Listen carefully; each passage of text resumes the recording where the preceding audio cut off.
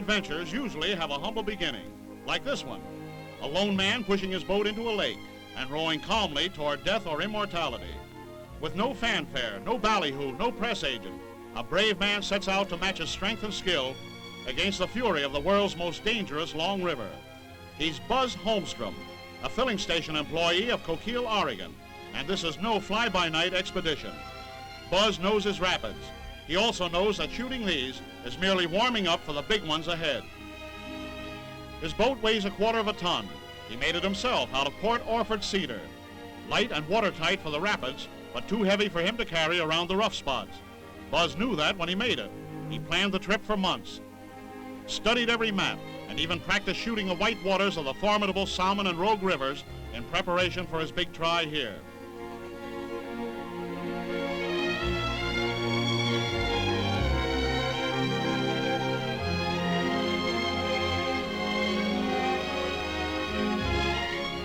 Over 1,000 rapids to conquer in the 1,100 miles before him.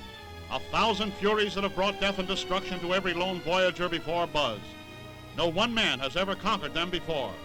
But faith in a sturdy boat and a hero's heart bring him safely through the rapids of the Green River to the first of the only 4 stops Buzz has planned for the whole journey. He calls the trip so far the breaking in period.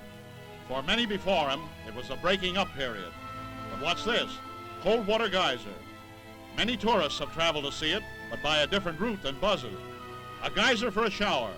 How appropriate for the man who has just outfought Red Canyon, Ashley Falls, Lador Canyon, Disaster Falls, and Hell's Half Mile. And how refreshing to tired and aching muscles. Shower's over. Someone must have turned it off, Buzz, or maybe Mother Nature didn't pay her water rent. Cataract Canyon is where the Colorado joins the Green River, and from here on it is impossible to turn back. There's only one direction, ahead, unless one of those rocks ends his journey. The volume of water from 2 rivers becomes an irresistible force between the narrower canyon walls. The speed becomes terrific. The boat is almost unmanageable. Rocks rear up from nowhere. His life depends upon instant judgment and iron muscles. He's an explorer now. No previous records to guide him. Every foot of the way uncharted, unknown.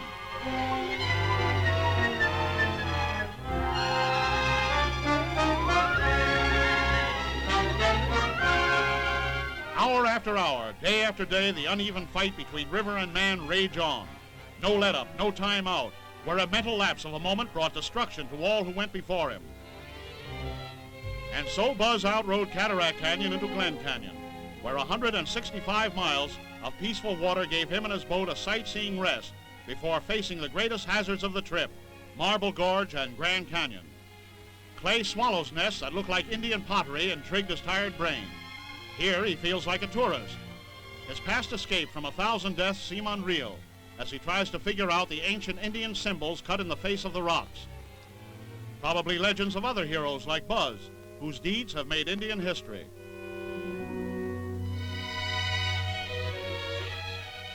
The vacationist from a gasoline pump sees wonders here, where nature has turned sculptor on a gigantic scale. The world's largest natural bridge. Wind and erosion, Buzz deduces. He explores an ancient home of a cliff dweller, another memento of one who fought against countless odds to exist. Too confining, Buzz decides. And a young mule deer nearby agrees with him. So the 2 lovers of the great outdoors come to an instant understanding and friendship. Buzz takes the opportunity in this peaceful interlude to patch up his rock-damaged partner. For Marble Canyon is their next challenge, where the rapids are only second in ferocity to the Grand Canyon itself.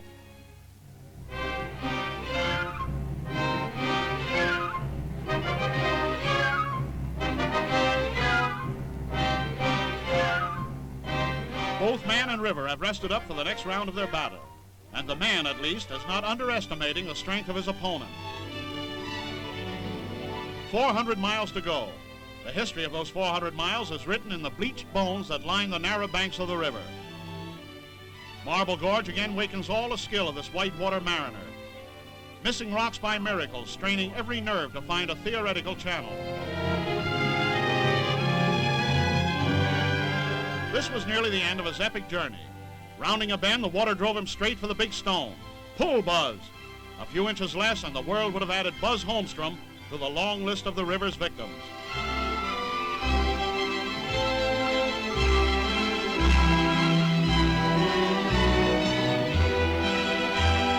And this is only the preliminary to Grand Canyon, Buzz wonders subconsciously, as the terrific force almost pulls his arms from their sockets.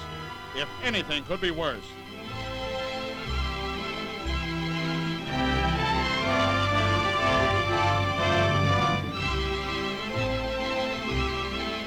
He wondered sometimes as the canyon walls flashed by how fast he was traveling.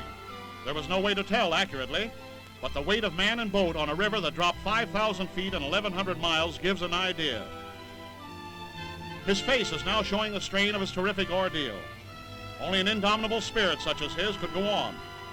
The history of the river's tragedies prove in most cases that men crack up before their boats.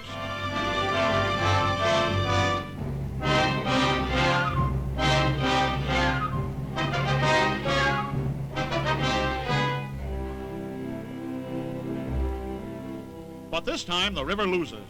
Buzz and his boat, that by now he has a reverent love for, ride out of the canyon as they entered it. But he discovers a tragedy, a crack-up, and the death of another who started only a month before him. He decides to rest up before tackling Grand Canyon, that watery graveyard of many who went before. And at the top of the hill, he finds a gruesome relic of another unsuccessful expedition. A sun-bleached skeleton of one who braved the river years ago and lost. Who was he?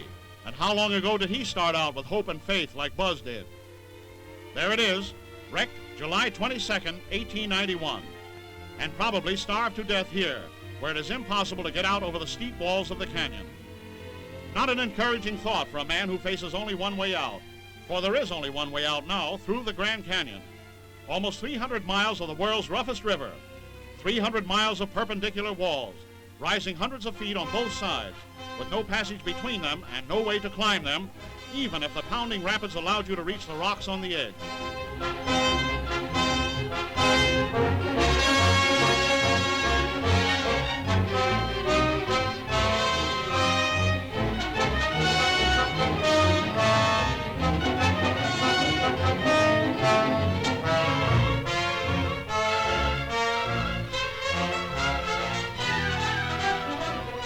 So for once, Buzz admitted fear as he drew nearer to the rough going ahead. Why should the river spare him? How was he different from those brave men who tried before him and failed? But as the water grew rougher, his spirits rose. Didn't he have the finest boat in the world? The boat he cut himself in the cedar forest? Hadn't it brought him safely through so far where others had gone down? Bring on your rapids. This is a boat and a man. Try and stop us from getting through.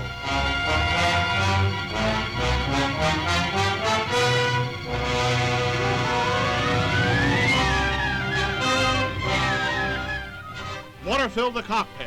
Waves tried to tear him out of his boat, but on and on they tore through the mad river like indestructible spirits.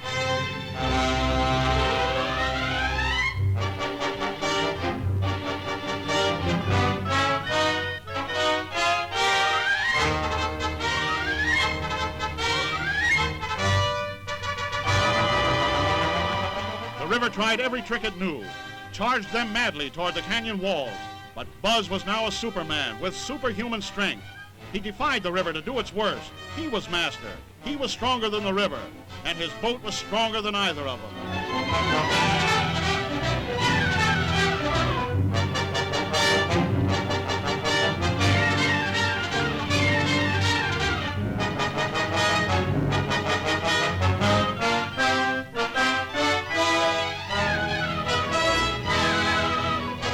Out of shadows into sunlight, a weird, fantastic battle in a world apart.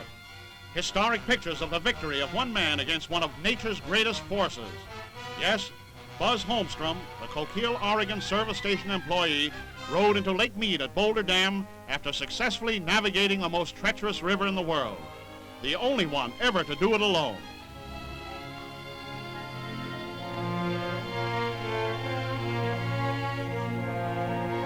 Before he started, he figured he would sell his boat after the trip was over to help pay expenses.